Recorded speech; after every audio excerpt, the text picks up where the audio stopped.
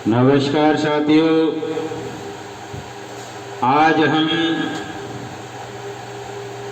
एक भारतीय समाज सुधारक, समाज प्रबोधक, विचारक, समाज सेवी, लेखक, दार्शनिक तथा क्रांतिकारी कार्यकर्ता महात्मा ज्योतिबा फुले के बारे में बात करेंगे।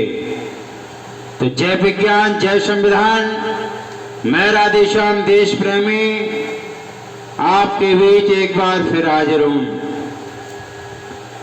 तो भाइयों बहनों, 11 अप्रैल 1827 को जन्मे महाराष्ट्र में महात्मा ज्योतिबा फुले के बारे में आज बात करेंगे, जिन्होंने सितंबर 1873 में महाराष्ट्र में सत्य शोधक समाज की स्थापना की थी। सत्य शोधक समाज नामक संस्था का गठन किया था। तो ज्योतिबा को 7 वर्ष की आयु में गांव के स्कूल में पढ़ने भेजा गया।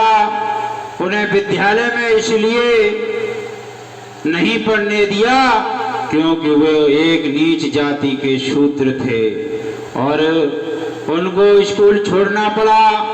और उनका दोष केवल इतना था कि वो नीच जाति के थे, वे शूद्र थे।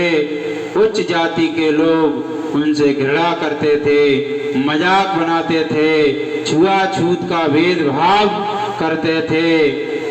तो भाइयों बहनों, शगुनाबाई जो कि एक दाई थी,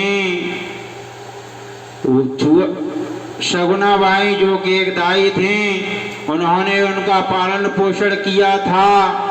उनकी मां मात्र 1 वर्ष बाद माताजी का देहांत हो गया था।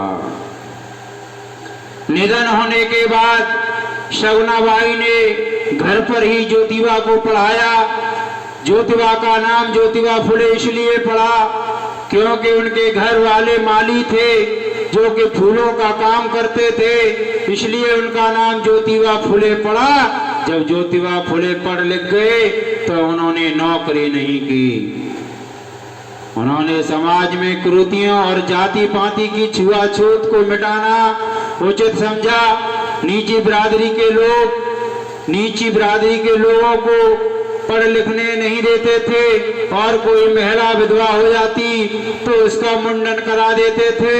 उन्होंने स्कूल खोले, स्कूल भी उनके बंद करा दिए। तो वो लोग कौन थे जिन्होंने ज्योतिबा फुले द्वारा खोले गए स्कूलों को बंद करा दिया गया? फिर भी ज्योतिबा फुले ने हिम्मत नहीं हारी, जुनून नहीं छोड़ा, वो ताकत नहीं छोड़ी जो समाज में जगाना चाहते थे। उन्होंने लोगों को मानसिक रूप से गुलाम जो बने हुए थे उनको बाहर निकालना था, पढ़ना लिखाना सिखाना था। तो उन्होंने घर पर ही अपनी लोगों को पढ़ाना शुरू कर दिया। इतना ही नहीं, जब बचपन में ही ज्योतिबा फुले की शादी सावित्रीबाई से हो गई तो दोनों पति पत्नी मिलकर के यह दृढ़ संकल्प कर लिया कि परिवर्तन तो लाकर ही रहेंगे, परिवर्तन तो इस समाज में लाकर ही रहेंगे, इस समाज को बदल कर ही रहेंगे, इस समाज को शिक्षित ही करके रहेंगे। तो दोनों पति पत्नी ज्योतिबा फुले और सावित्री फुले मेहनत करने लगे, घर पर ही लोगों को पढ़ाने लगे।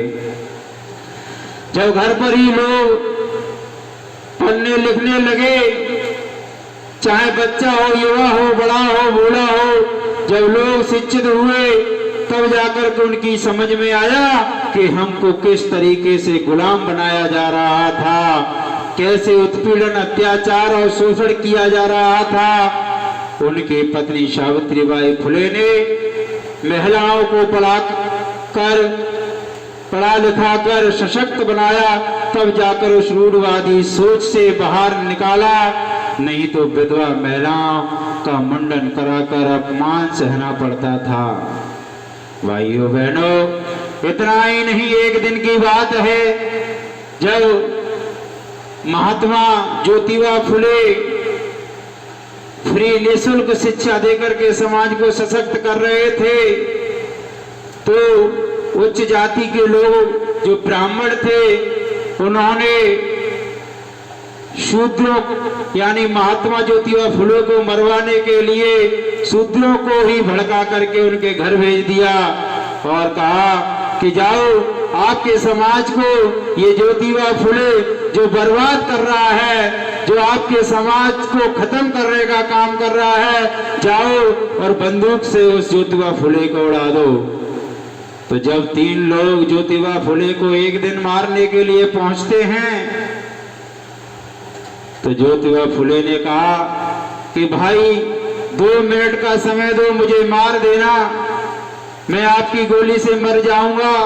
मैंने समाज को सशक्त कर दिया, पढ़ा लिखा करके इतना मजबूत बना दिया कि अब मैं मर भी जाऊंगा तो भी मुझे कोई चिंता नहीं है, लेकिन भाई 2 मिनट मेरी बात सुन लो, उसके बाद मुझे चाहो मार देना। तो भाइयों बहनों, जब ज्योतिबा फुले ने उन लोगों को समझाया कि जिन लोगों को मैं पढ़ाता लिखाता हूं वो कोई और नहीं, तुम्हारे ही बच्चे हैं जो ब्राह्मणों द्वारा अंधविश्वास पाखंड में और पूजा पाठ करा करके मान से गुलाम बना दिया गया है और तुमको बोला गया है कि शिक्षा तुम्हारे लिए है ही नहीं है, तुमको केवल मजदूरी करो और गुलामी करो, खेतों में काम करो और कमा करके लाओ, बस इसलिए बने हो। तो इसलिए एक बार मेरी बात समझ लो कि मैंने इस समाज को पढ़ा लिखा करके मजबूत बनाया है, जिनको पैरों पर खड़ा किया है वो कोई और नहीं, वो तुम्हारे बच्चे ही हैं और तुम ही हो। तब जा करके उनको समझ में आया। तब उसमें से एक धोंडी राम नामक का जो प्रिय शिष्य बना, वो ज्योतिबा फुले का सब हथियार डाल करके हमेशा हमेशा के लिए गुलाम बन गया और कहा, ज्योतिबा फुले जी, आज के बाद हम आपके और हम तुम्हारे, तुम हमारे और हम आपके प्रिय शिष्य बन करके उभरेंगे। तो आज भी आप देख रहे हैं कि आज समाज में देखते हैं कि जो विधवा महिलाएं हैं, कुछ लोग सोचते हैं कि सुबह सुबह विधवा महिला का मुंह देख लिया पूरा दिन खराब हो गया, हम मानव से घृणा करना कब छोड़ेंगे। आप गरीब, किसान, शोषित, वंचित और मजदूर का मान सम्मान अधिकार दे नहीं पा रहे हो तो हिंदू राष्ट्र घोषित करने की चर्चा भी मत करो। यदि हिंदू राष्ट्र घोषित करने की चर्चा करते हो तो हमारे जो पूर्वजों द्वारा ज्योतिबा राव फुले और ई.वी. रामास्वामी द्वारा जो उनके सपनों का भारत था उसको पहले साकार करो, तब जाकर के हिंदू राष्ट्र घोषित करना। जय हिंद, जय भारत।